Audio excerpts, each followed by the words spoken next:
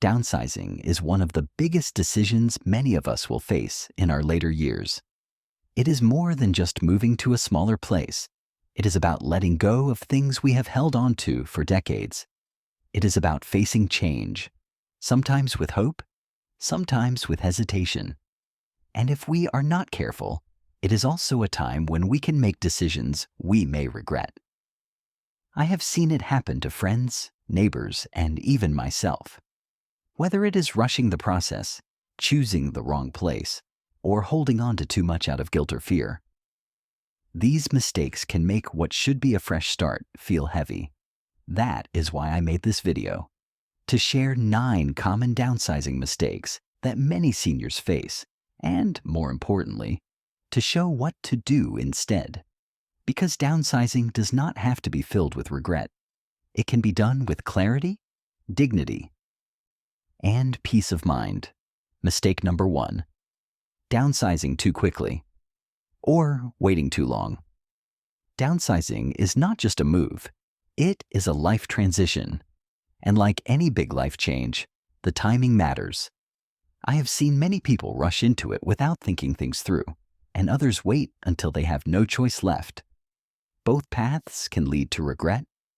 I remember a neighbor of mine who, after a fall, suddenly decided to sell her home and move into assisted living within 2 weeks. She had no time to say goodbye to the place she had lived in for 35 years. She did not get to sort through her belongings properly. She later told me it felt like her life was packed into boxes and rushed out the door. On the other hand, I also had a friend who waited too long. He had always said, "Next year maybe," and then suddenly, his health took a turn. The decision was made in crisis, not with care. He ended up in a place that met his medical needs, but brought him no joy. These stories are more common than people realize. When we wait too long, we lose control. When we rush, we lose peace. The key is to begin the conversation early, even if you are not ready to move next month or next year. Think about what downsizing might look like for you. Visit different housing options while you still feel strong and curious. Make a list of what you would want in a future home. 1 floor, no stairs, close to family, easy access to health care. Involve your loved ones in the conversation. Share your thoughts, fears, and hopes. This is not about being dramatic. It is about being prepared. Downsizing should be a thoughtful, steady process, not something done in a panic or because of outside pressure. Start small. Maybe just clean out 1 room. Maybe start researching neighborhoods that match your lifestyle. Give yourself the gift of time. That way, when you do decide to downsize, you will be moving not from fear, but from confidence. And that makes all the difference. Mistake number 2, choosing a home that is not truly suitable. One of the biggest regrets I have heard from seniors is this: I chose the wrong place. And more often than not, it was because they fell in love with the look of the new home, not the life it would bring. I remember visiting a beautiful retirement condo with a friend. It had high ceilings, granite countertops, and a view of the lake. She was sold the moment she walked in, but 2 months after moving in, the problems started. The elevator broke down often, and her knees made taking the stairs painful. The complex was quiet, too quiet. She felt lonely. She told me, "It is beautiful here, but I feel more isolated than ever." That stuck with me. It is easy to focus on what looks nice. We all want a pleasant space, but downsizing should not be about appearances. It should be about function, comfort, and community. Will you be able to get to your doctor easily from there? Are there sidewalks if you like to walk? Are your neighbors people you can talk to? Or will you feel like a stranger in your own hallway? Another issue is distance. Many older adults move far from their longtime communities to find a more affordable option, only to realize they miss their routines. The grocery store clerk who knew their name, the neighbor who checked in, the local diner. These small things make a place feel like home. Without them, even the fanciest apartment can feel empty. So before you say yes to a new place, ask yourself some deeper questions. Can you see yourself living here, not just now, but in 5 or 10 years? Does the layout support your physical needs? Can you get around easily if your mobility changes? Will you have access to what makes you feel alive? Whether that is nature, church, grandkids, or a weekly card game. A home is not just a roof. It is a rhythm of life. Choose one that supports who you are and who you are becoming. Mistake number 3, getting rid of things too fast or holding on to everything. Downsizing often means going through a lifetime of belongings, and that part can be more emotional than most people expect. I know it was for me. I had a whole garage full of tools I no longer used, books I had already read, and old photo albums I had not opened in years. And yet, every item felt like it had a story, a moment, a person attached. When the time came to move, I felt stuck between 2 extremes. Throw it all out just to make space, or keep everything and drag it along with me. Some people rush this process. They feel overwhelmed and just want to get it over with, so they give away or toss out things they later wish they had kept. Others hold on to everything, convinced they might need it someday, or that they are throwing away memories. Neither extreme brings peace. Here is what I learned. This process takes time, and it deserves time. Start by sorting into categories. What you use, what you love, what you can let go of, and what you are unsure about. For the items that carry deep emotional weight, but do not have practical use, consider taking photos or writing a note about them in a journal. You are not throwing away the memory. You are making space to honor it in a different form. Ask your family if there are things they would want, but do not be offended if they say no. Their memories are different than yours. What matters to you might not hold meaning for them, and that is okay. Let this be a chance to tell stories. The story behind the necklace, the chair, the cookbook. Sometimes the story is the real treasure, and most importantly, be kind to yourself. Downsizing is not just a physical task. It is an emotional one. Some days will feel heavy. Other days will feel freeing. Take breaks. Walk away when you need to. Remember, you are not throwing your life away.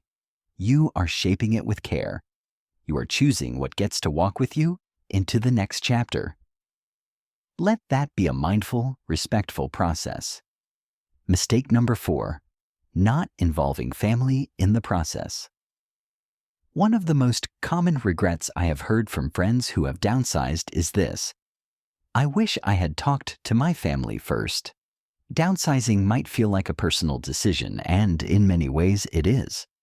But the truth is, it often affects more than just the person moving. Your children, grandchildren, even your close friends. They are all part of the picture, whether you realize it or not. And when the process happens behind closed doors, it can leave behind more confusion than clarity. I once knew a woman who quietly moved into a smaller apartment after her husband passed away. She did not tell her children until she had already sold the house and gotten rid of most of their childhood belongings. She thought she was making things easier by handling it herself. But her kids were heartbroken, not because they wanted the stuff, but because they never got a chance to say goodbye to the home, to walk through it one last time, to hold that old baseball glove, or look through family photo albums together. On the other side of the coin, I have also seen seniors who waited too long to involve family, and then everything was left for someone else to handle. Sorting a lifetime of memories under pressure is hard. Doing it with no context or conversation makes it even harder.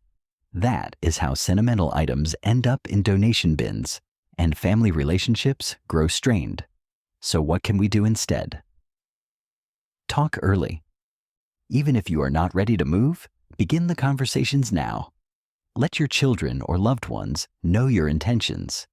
Ask them what matters to them. Maybe your daughter always loved the old dining room table. Maybe your grandson wants that old set of tools. Maybe your photo albums can be digitized and shared. You will be surprised how much more peaceful the process becomes when it is done together, with communication and care. Involving family does not mean giving up control. It means creating connection. It is a chance to pass on more than just objects, to pass on meaning, history, and love. You do not have to do it alone. Downsizing can become a beautiful moment of shared memory and mutual respect, and that makes the journey lighter for everyone involved. Mistake number 5, focusing only on financial savings. It is easy to think of downsizing as purely a financial decision. And yes, there are real money benefits to moving into a smaller space: lower property taxes, reduced utility bills, less maintenance, and sometimes even profit from selling your home. But focusing only on the savings can lead to choices that feel smart on paper, but painful in real life. I met a man once who moved into a much cheaper apartment on the edge of town.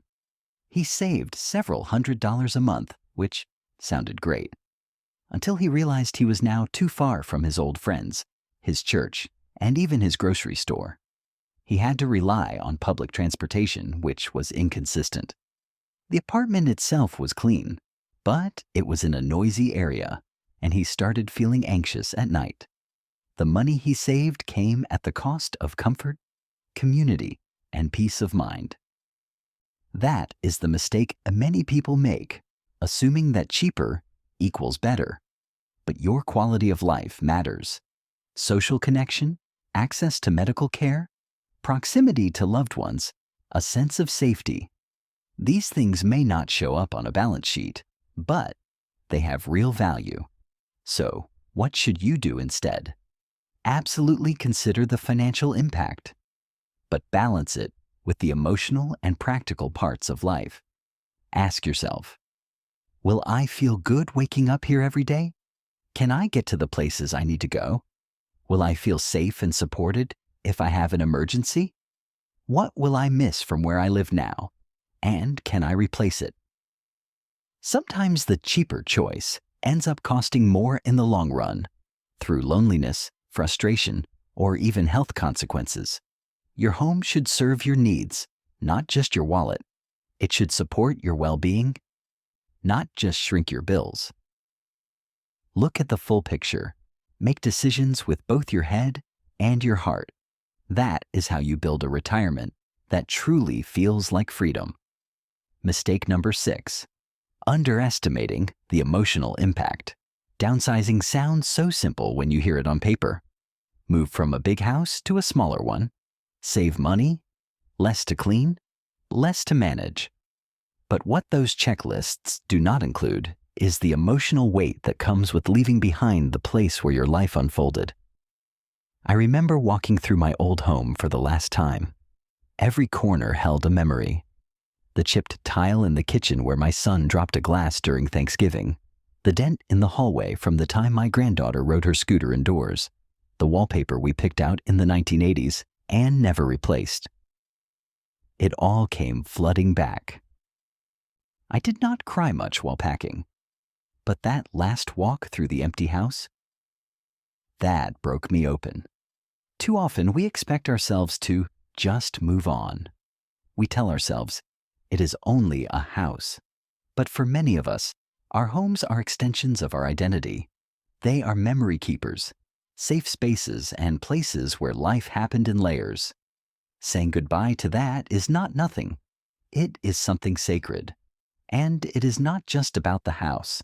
Downsizing can bring up feelings of aging, of change, of letting go. It can stir up grief, not just for the home, but for the seasons of life that passed within it. If you do not give yourself room to feel that, it can hit you harder later, often when you least expect it. So what is the better way? Make space for your emotions. Give yourself permission to grieve, even if you are excited about the new place. Walk through each room and remember, take pictures. Talk about your memories with someone you trust. Write a letter to the house if that helps. Rituals matter, especially during endings. And once you are in your new space, Do not rush to make it feel like home. Let it grow around you slowly. Bring items that carry meaning. Create new routines. Invite people in. Home is not just where you live. It is where you feel at ease. And that feeling takes time to grow. If you feel sad, that does not mean you made the wrong choice. It means you care deeply. And caring is never something to regret. It is something to honor, with patience, with love, and with grace. Mistake number 7, letting guilt guide your decisions. One of the most unexpected parts of downsizing is the guilt. You might not expect it, but it sneaks up on you in the smallest ways. You hold an old wedding gift you never really used, and you feel guilty for giving it away. You look at a piece of furniture passed down from a relative, and even though it is too big for your new place, you feel like you would be dishonoring their memory by letting it go. Guilt shows up in quiet moments, in the garage, in the attic, in the back of your closet. I once spent 2 hours sitting on the floor of my storage room with an old heavy quilt in my lap. My aunt had made it for me when I was a young man. I never used it. It was bulky, and the colors did not match anything. But for some reason, I felt like getting rid of it meant I was letting go of her. That guilt made it almost impossible to decide. This guilt can take many forms. Guilt about wasting money on something you barely used. Guilt about not passing things on to your children. Guilt about letting the family down by not keeping certain traditions or heirlooms. The weight of guilt can slow the process and fill your downsizing journey with anxiety rather than peace. But here is what I have learned. Letting go of an item does not mean letting go of the love, the story, or the person behind it. You can honor someone's memory without holding on to every object they ever gave you. You can keep the memory and still release the clutter. What should you do instead? Start by giving yourself permission to release guilt. Say it out loud if you need to. This object served its purpose. I am thankful for it, and now I am ready to let it go. You can take a photo of the item, write down the story behind it. Share that story with your children or grandchildren. That way, the story lives on even if the object does not. Also, be honest with your family. Do not keep things just because you think your kids might want them. Ask them directly. You may be surprised how little attachment they have to certain things, and how relieved they feel when you let go of the pressure to pass them down. Letting guilt lead your downsizing decisions will only weigh you down.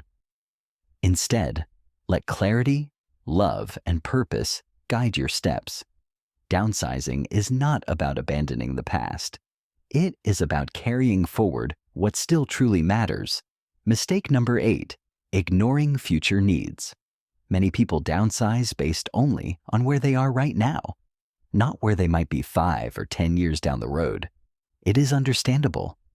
When you feel strong, mobile, and independent, it is hard to imagine needing help or adjustments. But I have known too many people who moved into a perfect place, only to find out it was not so perfect when life changed.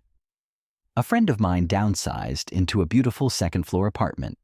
It had big windows, a cozy kitchen, and a view of the park. But within 2 years, arthritis in her knees made the stairs nearly impossible. The building had no elevator. She ended up moving again, and it cost her time, money, and a great deal of emotional stress. That is why one of the most important things you can do when downsizing is to plan not just for the present, but for the possible. What happens if you need a walker or a wheelchair? Can you reach the shelves in your kitchen without climbing? Is the bathroom safe and accessible? Is there space for a caregiver if one is ever needed? These questions are not pessimistic. They are practical. Think about your future self, not with fear, but with wisdom. Choose a home with single-level living if possible. Avoid steps, tight doorways, and slippery floors. Look for grab bars in the bathroom or install them right away. Make sure the door handles, light switches, and storage areas are all within comfortable reach. Also, think beyond the walls of your home. Is the neighborhood safe? Are there medical facilities nearby? Can you get groceries easily, even if you stop driving someday? Are there walking paths, benches, or community centers? These are not luxuries. They are lifelines. Downsizing should be the last move you have to make, not just the next one. By choosing a space that fits both your current life and your likely future needs, you are giving yourself peace of mind and protecting your independence. That is not weakness. That is strength. That is wisdom in action. Mistake number 9. Thinking downsizing means losing freedom. There is a fear that lives in the back of many people's minds when it comes to downsizing. The fear that it means giving up, shrinking your life, or becoming less independent. I cannot count how many times I have heard someone say, "I am not ready to feel old," or "I do not want to give up my space." I get it. I felt the same way once, but I have learned that this way of thinking is backwards. The truth is, downsizing, when done thoughtfully, does not take your freedom. It gives it back. Think about it. A smaller home means fewer repairs, less cleaning, lower bills, and less stuff weighing you down. Instead of spending weekends mowing a big lawn or worrying about roof repairs, you could be traveling, reading, volunteering, or spending time with grandkids. Freedom is not about how big your home is. It is about how much space you have in your life for the things that truly matter. I remember when I finally let go of the house I had lived in for over 30 years.